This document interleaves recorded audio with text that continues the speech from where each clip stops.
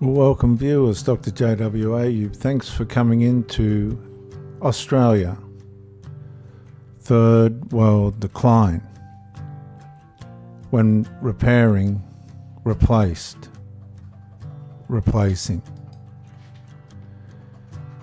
Have you ever noticed that nothing in the house was replaced when it failed? It was repaired, then repaired again. The washing machine began shaking across the floor.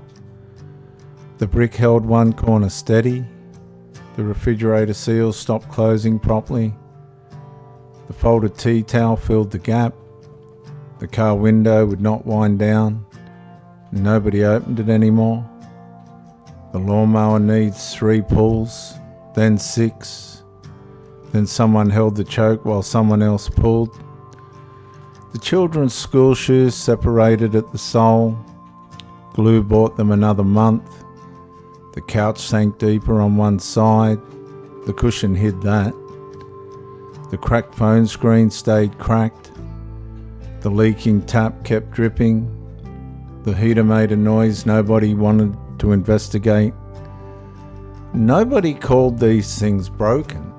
They called them manageable, because replacing them meant disturbing the rent, the mortgage, the electricity account, the grocery money, the registration, the insurance. The repairs became temporary solutions with permanent lives.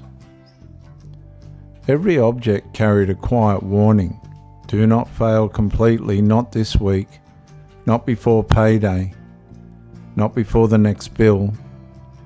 The house slowly became a collection of things being kept alive, not to say the people living in it. So did the people inside it. They needed to stay alive. Parents patched appliances after work. Tradies repaired their own tools long after they became unsafe. Older Australians kept cars they no longer trusted because another one was impossible. Children learned not to slam doors, not because they were badly behaved, but because hinges were already loose and doors were already damaged. And here we see financial hardship became the Australian horror story.